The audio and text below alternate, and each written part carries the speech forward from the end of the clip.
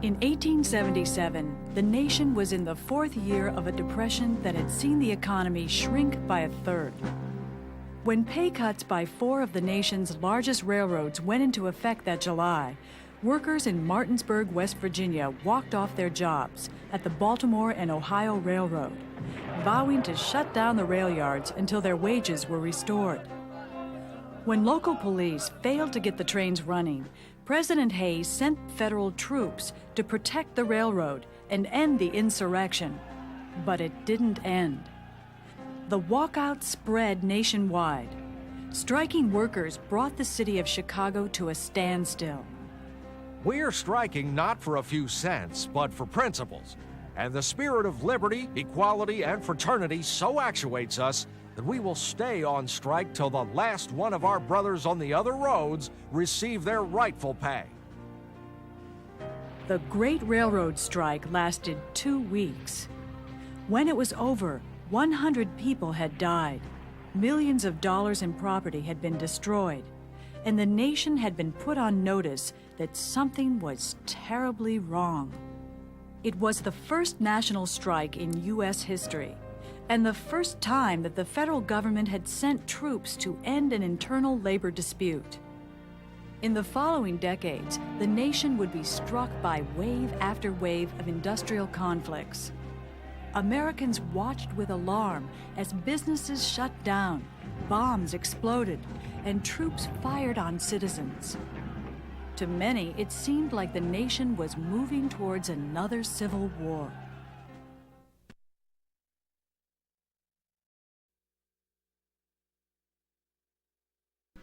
Industrialization was transforming the nation, creating a small Anglo-American business elite with unprecedented wealth and power, a thriving middle class, and an even more rapidly expanding class of industrial wage earners, more and more of whom were newcomers to U.S. shores. Although the standard of living for U.S. industrial workers was better than that of European workers, the gap between rich and poor was growing wider and wider. Before the Civil War, the United States had been a nation of farmers. As of 1875, most people are working in very small workplaces. Most Americans would be working on farms. Even in large cities, which had emerged by this time, most people would be working in small workshops. By 1900, 2/3 of all workers labored for wages. People who used to work for themselves were now being treated like cheap, interchangeable parts in the nation's vast industrial machine. Although wages held steady with prices, most working-class families couldn't survive on the income of a single wage earner. To make ends meet, women and children joined the industrial workforce in huge numbers. Many women worked as factory operatives, especially in the garment and textile industries. They labored under terrible conditions, putting in long hours for a fraction of the wages men received. As an experienced female tailor explained, I have worked from dawn to sunset, not stopping to get one mouthful of food for 25 cents. Employers insisted that women themselves drove down wages by flooding the market with their labor. In the late 19th century, 1 out of every 5 children under the age of 16 worked. Many children were forced to work because of the economy. Their families would have suffered even greater poverty if they did not go ahead and work. Children would go into mines and into factories at a very young age. It was not unusual to see 10-year-olds in factories and in mines. This was a life where children grew up with very little education and very little time to play and really even be children.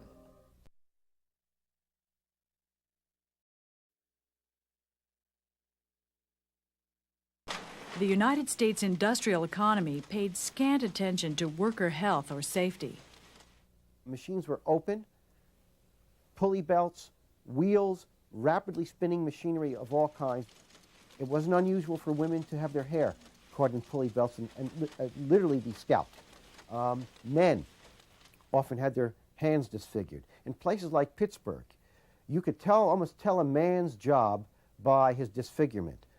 In the railroad industry alone, more than 200,000 workers were killed in accidents between 1890 and 1917, more than in any United States foreign war except World War II. In anthracite coal mines, where over 90% of workers were immigrants, 3 miners died every 2 days. Roofs collapsed on workers, toxic gases choked them, or raging fires trapped them underneath the earth.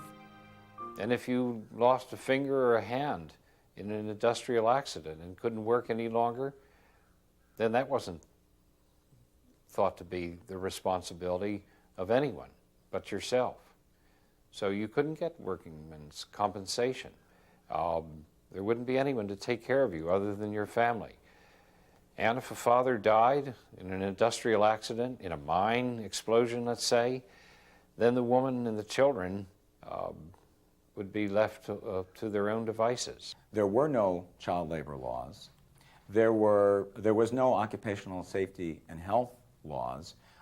There was very little protection for workers, young, middle-aged, or old, in terms of protecting them from what employers wanted to do, which was to maximize their profit.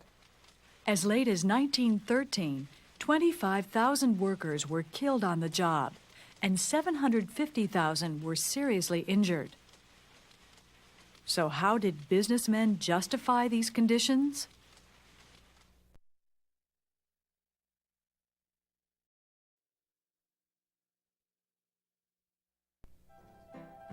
Success, they said, came to those who earned it.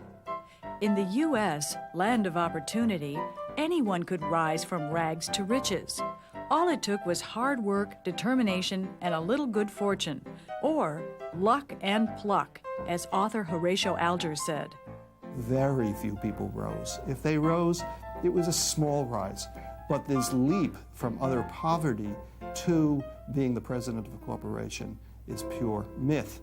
When you look at who became presidents of large-scale corporations, with very few exceptions, these are people who started wealthy in life. Businessmen argued, and conservative Americans argued, that the reason that some businesses grew larger is because they were the fittest, not because they had special advantages, not because government may have favored them, not because some of them may have achieved their success through corruption and other means, but because they were the best. American workers and farmers came up with their own vision of the nation, quite different from that of the wealthy industrialists.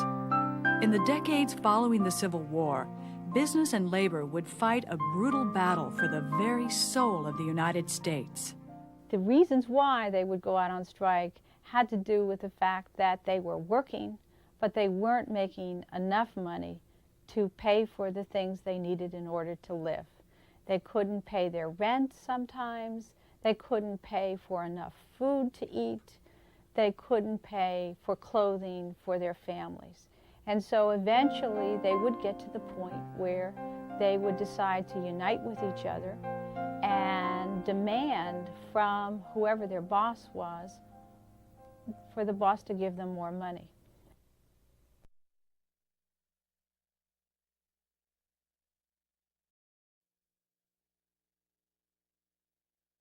In the 1880s, American workers joined the Knights of Labor, a labor union first organized in 1869 by a group of Philadelphia tailors. The Knights of Labor took off after the election of Terence Powderly as Grand Master Workman in 1879. They wanted workers to be better paid. They wanted workers to work shorter hours in better working conditions. But they were also concerned about a larger issue about what's happening to this republic. The Knights of Labor called for new laws to restrict child and women's labor, to inspect the nation's workplaces, and to recognize women's suffrage. About 10 to 15% of the membership by the middle of the 1880s consisted of women, and an equal percentage, 10 to 15%, most people think, included blacks. So it was the most democratic movement to its time. In the early 1880s, the Knights won a series of strikes. Its members engaged in a wave of boycotts, refusing to buy anything made by a company that would not negotiate with the union. Attracting new members by its successes, the Knights of Labor became the largest union in United States history.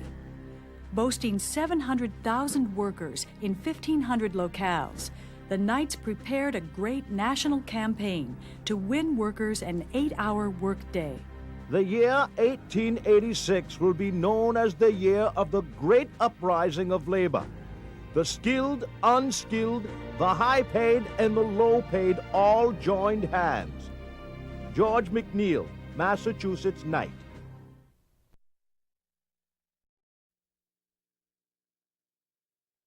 In the spring of 1886, close to 340,000 American workers went out on strike, demanding an 8-hour day. By the end of the year, more than 1,500 strikes and boycotts had paralyzed the nation. Their employers struck back.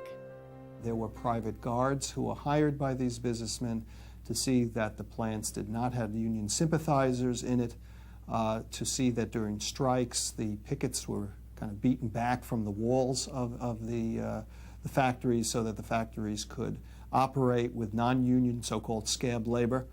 And they also used their political power. They would go to local either mayors or they would go to local governors and sometimes to the President of the United States and ask them to call out the militia or the U.S. Army to quell disorders and get those workers back to work. In May of 1886, the war between capital and labor again exploded in flames in Chicago, the industrial colossus of the Midwest, where 40,000 workers struck for the 8-hour day. When pickets and strikebreakers clashed outside the great McCormick Harvester Company, the nation's largest manufacturer of farm machinery, police attacked the strikers, killing 4 workers. The next day, a crowd of 2,000 working men gathered at Haymarket to hear speeches denouncing the police brutality at a rally organized by German-speaking anarchists, people who opposed any kind of government. The rallies seemed to be diminishing at that time, but someone threw a bomb into the ranks of the policemen. One officer was killed. The police fired on the crowd, killing 10 and injuring 50. The police arrested 8 anarchists, 4 of whom were quickly convicted of the crime, despite the fact that no evidence was ever found to tie them to the bomb thrower. But few Chicagoans complained. The Haymarket bombing whipped the city and the nation into an anti-labor, anti-immigrant frenzy. Growing numbers of Americans blamed foreign agitators for the United States labor crisis. A single bomb, wrote labor organizer Samuel Gompers, had demolished the 8-hour movement.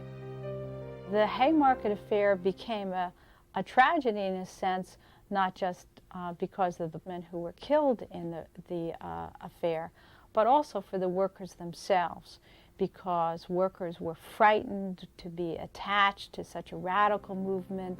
The Haymarket riots destroyed the Knights of Labor, but out of its ashes, a new union arose. Samuel Gompers, head of the Cigar Makers International Union, had found what he believed was a better way to form a labor union. Building its membership on skilled workers, the AFL excluded political radicals, African Americans, and women. Asked what labor wanted, Gompers replied with a single word: more. More money, that is. The first major test of the AFL's new brand of white and male trade unionism soon came against none other than the powerful Andrew Carnegie.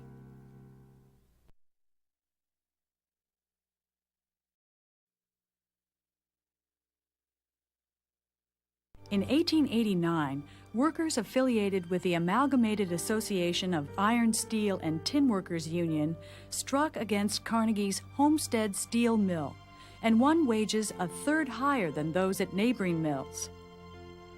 Outraged at this assault on absolute control of the Homestead mills, Carnegie vowed to destroy the union. Sailing for a vacation in Scotland, he left associate Henry Clay Frick the job of busting the union.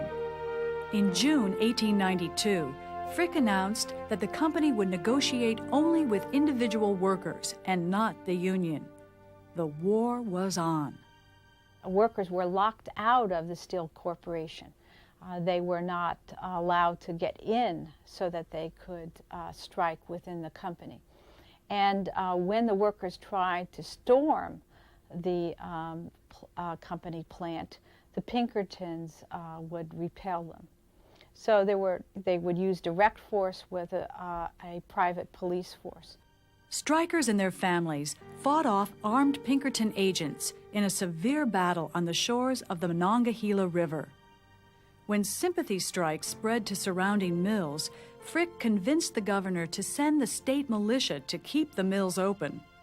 The workers held out for 4 long months, but outgunned and overpowered, they finally gave up.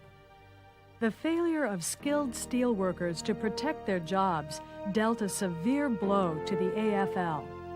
Out west, company-hired goons and state militias crushed mine workers in a series of even more violent confrontations. Trouble was also brewing in the American countryside, where people were mounting their own campaign against America's new industrial order.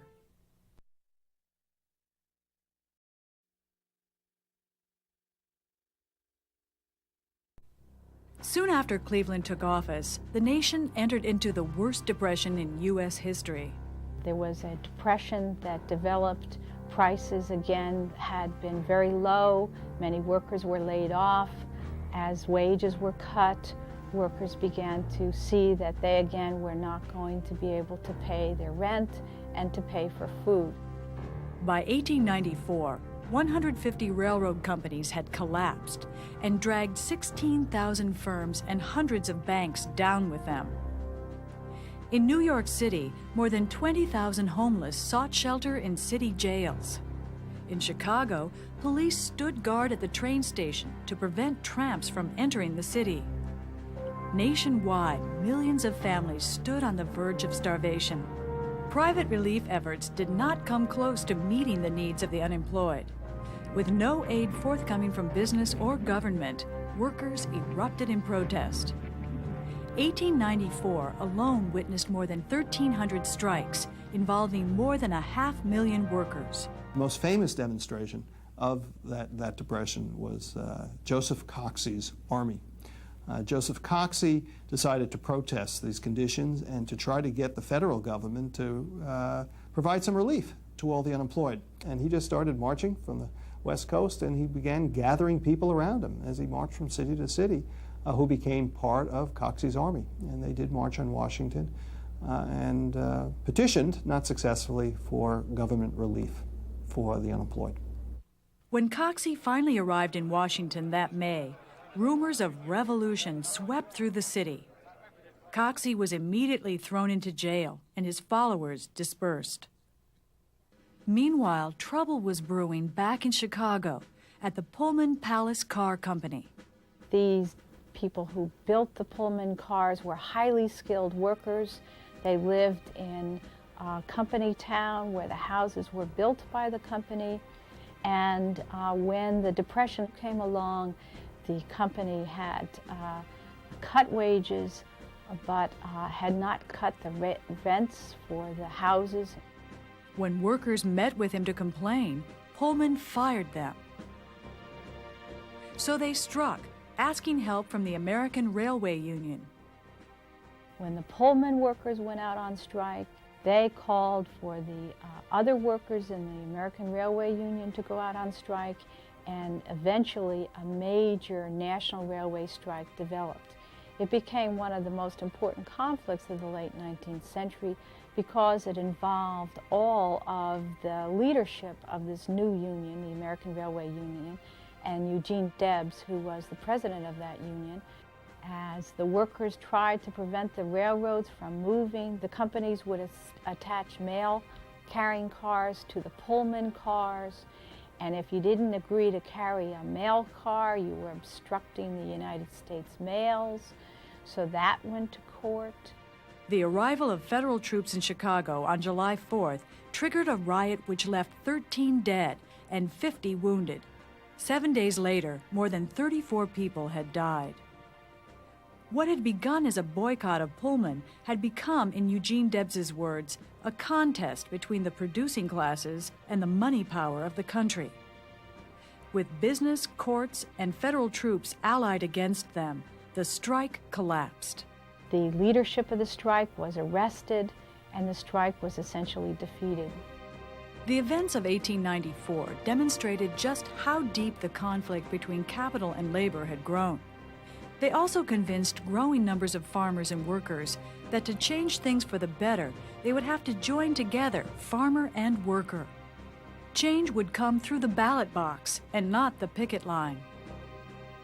In the presidential election of 1896, voters had the opportunity for the first time in decades to choose between two very different visions of the United States.